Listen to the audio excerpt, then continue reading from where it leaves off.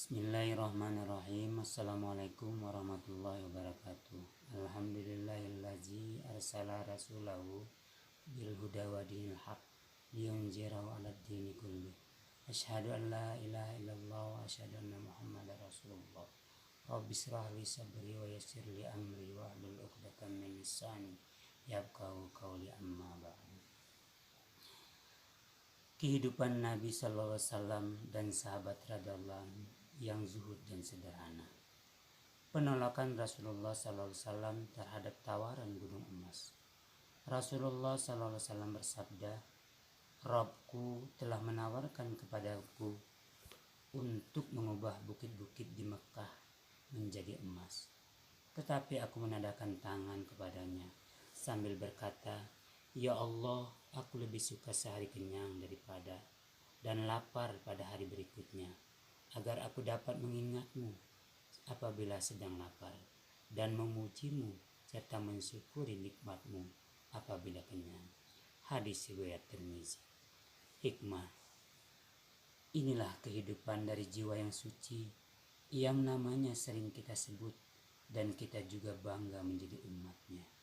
Oleh karena itu, kita harus menjadikan kehidupan beliau sebagai iktibar bagi kehidupan kita.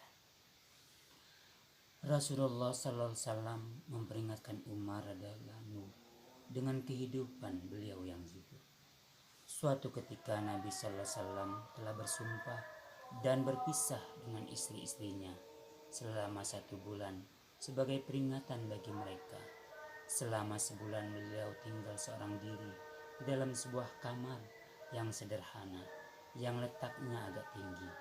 Terdengar kabar di kalangan para sahabat bahwa Nabi SAW telah menceraikan semua istrinya.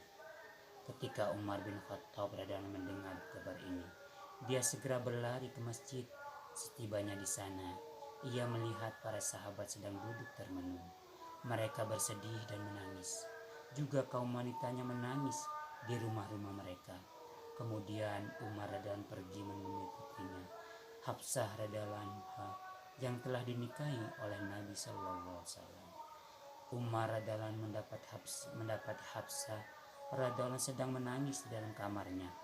Umar radhiyallahu anhu bertanya, "Mengapa engkau menangis? Bukankah selama ini aku telah melarangmu agar jangan melakukan sesuatu yang dapat menyinggung perasaan Nabi?" Kemudian ia kembali ke masjid. Terlihat olehnya beberapa orang sahabat sedang menangis di dekat mimbar. Kemudian ia duduk bersama para sahabat beberapa saat, lalu berjalan ke arah kamar Nabi sallallahu alaihi wasallam yang terletak di tingkat atas masjid. Dia mendapati Rabbah yang seorang hamba sahaya yang sedang duduk dan di tangga kamar itu. Melalui Rabbah radhiyallahu anhu, ia meminta izin untuk menemui Nabi sallallahu alaihi wasallam. Rabbah radhiyallahu anhu pergi menjumpai Nabi sallallahu alaihi wasallam. Kemudian kembali dan memberitahukan bahwa ia telah menyampaikan keinginannya. Namun Rasulullah sallallahu alaihi wasallam hanya diam tanpa menjawab pertanyaan. Permintaannya untuk menjumpai Nabi sallallahu alaihi wasallam diulang beberapa kali hingga yang ketiga kalinya barulah Nabi sallallahu alaihi wasallam mengizinkan naik.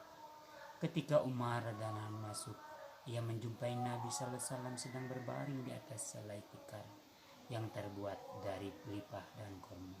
Assalamualaikum warahmatullahi wabarakatuh.